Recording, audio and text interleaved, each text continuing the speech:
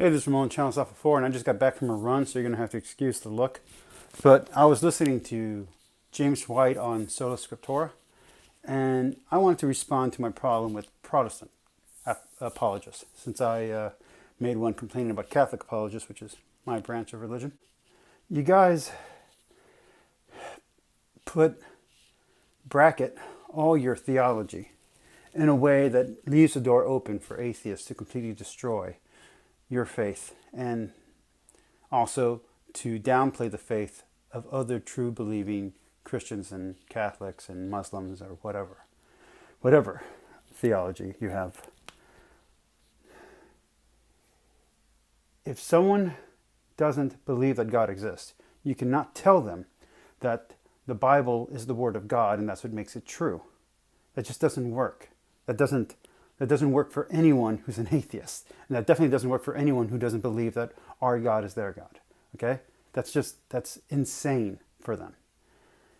You're asking them to believe that this thing was written by an imaginary thing and that it's infallible and that it has no mistakes, and yet they themselves can open up the Bible and look at an archaeology book or a history book or a science book and say, well, all this stuff that you say in here that's 100% true, here's proof that it's false.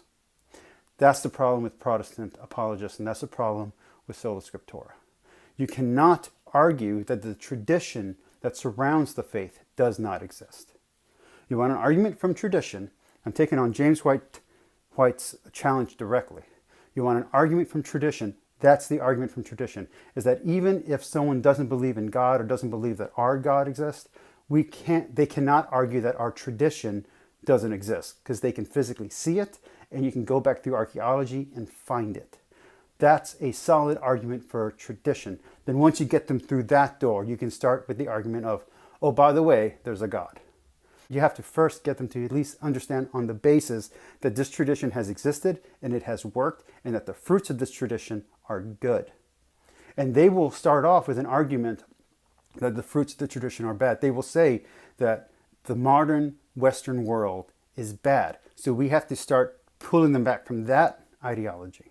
So if you start off with the ideology of, oh, these words that have been translated and been transmitted through human hand and human words and through different languages through time and have been changed are infallible, you're going to lose the argument every time with an atheist.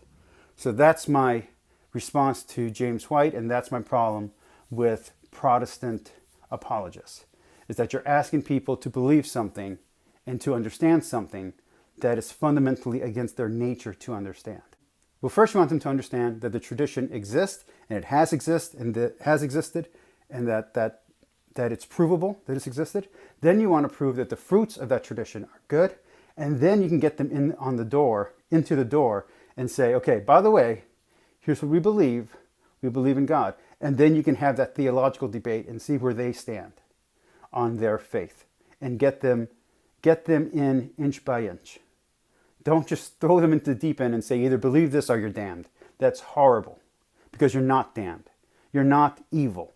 You might have evil tendencies. You might have original sin or whatever you want to call human nature. You want to talk about human nature and original sin? Fine. That's great. But that's not how you get people to listen to your message, by saying how horrible they are. The idea of conviction and judging and all that kind of stuff and fire and brimstone is horrible, and it damages people. And my problem with Protestant apologists is exactly that.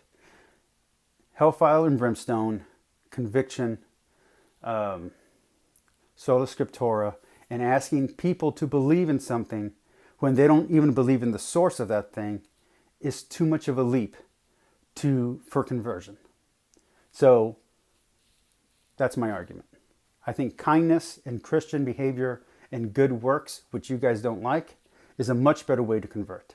I think being a good person and being good to people and showing them a good example of how to live a Christian life and showing that this life is good for people and good for people who don't even believe, that's a much better way for a call for conversion. Peace, like, and subscribe.